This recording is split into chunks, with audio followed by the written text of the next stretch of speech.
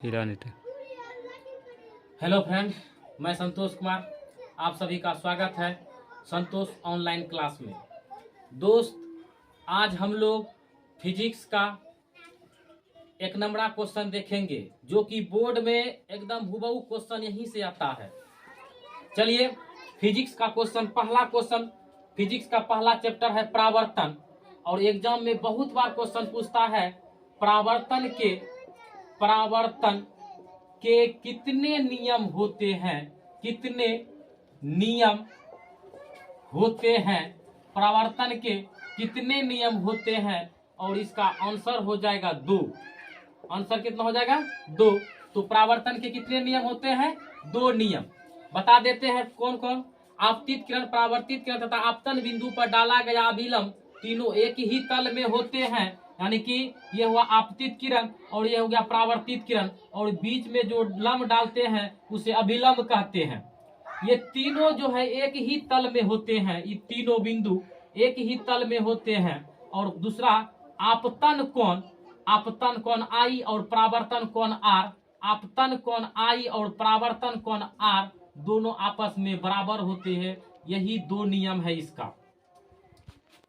परावर्तन के कितने नियम होते हैं? 2 नियम। यह क्वेश्चन बहुत बार एग्जाम में आता है। और दूसरा क्वेश्चन देखिए, दर्पण। दर्पण कितने प्रकार के होते हैं? दर्पण कितने प्रकार के होते हैं? और दर्पण भी 2 प्रकार के होते हैं। दर्पण कितने प्रकार के होते हैं? 2। पहला अवतल दर्पण और दूसरा उत्तल दर्पण। पहला अवतल दर्पण और दूसरा उत्तल दर्पण। दर्पण कितने प्रकार के होते हैं? 2 प्रकार के। पहला अवतल दर्पण, दूसरा उत्तल दर्पण। अवतल दर्पण का उपयोग देखिए कहाँ किया जाता है। अवतल दर्पण का उपयोग अवतल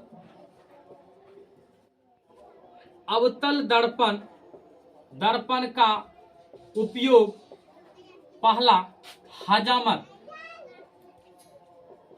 हजामत ब्रैकेट में दाढ़ी, सैलून सब में जो ऐना रहता है यही अवतल दर्पण का ही ऐना रहता है, हजामती के रूप में। दूसरा क्वेश्चन, सौर भट्टियों में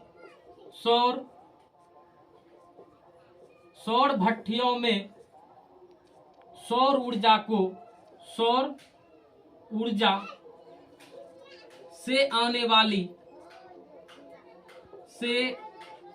वाली किरण को स्वकेंद्रित करता है। अब उत्तल दर्पण का उपयोग देखिए। उत्तल दर्पण का उपयोग गाड़ी के साइड मिरर,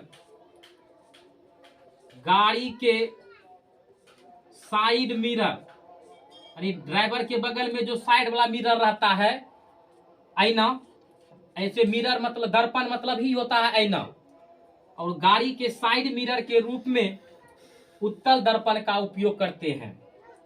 दूसरा सोलर सेल में भी उत्तल दर्पण का उपयोग करते हैं। चलिए एक बार फिर से रिपीट कर देते हैं। परावर्तन के कितने नियम होते हैं? तो परावर्तन के 2 नियम होते हैं। बहुत बार एग्जाम में आया ये क्वेश्चन। दूसरा, दर्पण कितने प्रकार के होते हैं? तो दर्पण 2 प्रकार के होते हैं। पहला अवतल दर्पण और दूसरा उत्तल दर्पण। दो होते हैं।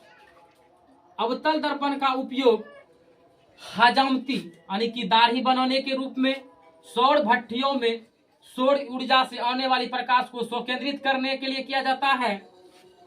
उत्तल दर्पण का उपयोग गाड़ी के साइड मिरर के रूप में, और सोलर सेल में भी इसका उपयोग किया जाता है उत्तल दर्पण का। चलिए और आगे दूसरा,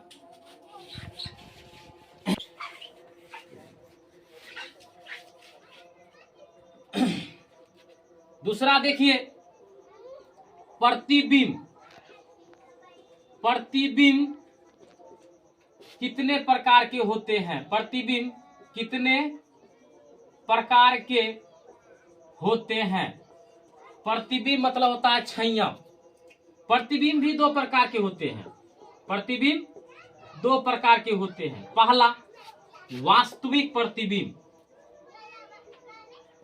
वास्तविक प्रतिबिंब रियल इमेज।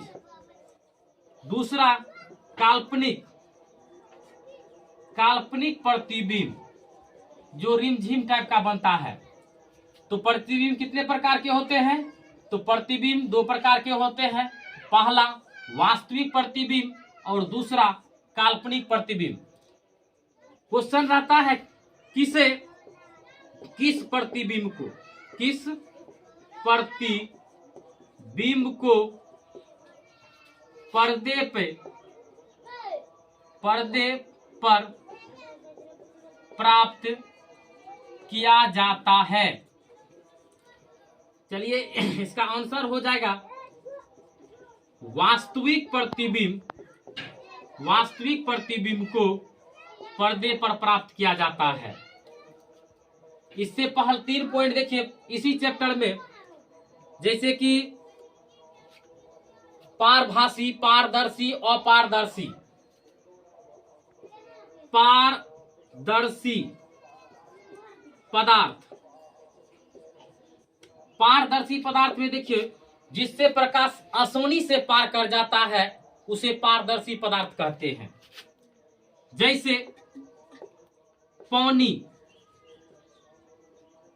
पानी, हवा इत्यादि। यानी कि ज्यादातर एग्जाम में यही रहेगा क्वेश्चन कि पारदर्शी पदार्थ क्या है, इनमें से कौन पारदर्शी पदार्थ है? तो पारदर्शी पदार्थ का मतलब होता है जिससे प्रकाश आसानी से पार कर जाता है। तो आसानी से पानी से भी प्रकाश पार कर जाएगा और किससे? हवा से भी। अपारदर्शी,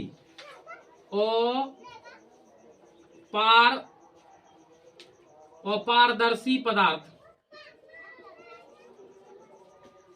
अपारदर्शी पदार्थ जिससे प्रकाश आसानी से पार नहीं करता है। जैसे लकड़ी, पत्थर इत्यादि। लकड़ी, पत्थर इत्यादि जैसे कि आसानी से जिससे मतलब प्रकाश नहीं पार कर पाता है उसे अपारदर्शी पदार्थ कहते हैं। पारभासी, पारभासी पदार्थ, पारभासी पदार्थ मतलब जिससे काल्पनिक रूप से थोड़ा थोड़ा प्रकाश जाता है उधर। जैसे कि घिसा हुआ कांच, घिसा हुआ कांच। तेल लगा हुआ कागज, तेल लगा हुआ कागज। यही सब एग्जाम्पल सिर्फ इसका याद रखिएगा, क्या कैसे क्वेश्चन आता है इनमें से कौन पारदर्शी पदार्थ है, कौन पारभासी पदार्थ है। ये सब क्वेश्चन एकदम रखिए कि 100% एग्जाम में छपने वाला क्वेश्चन है। और नॉलेज के लिए तो बढ़िया ही है। वीडियो देखने के लिए धन्यवाद। जय हिंद, जय भारत।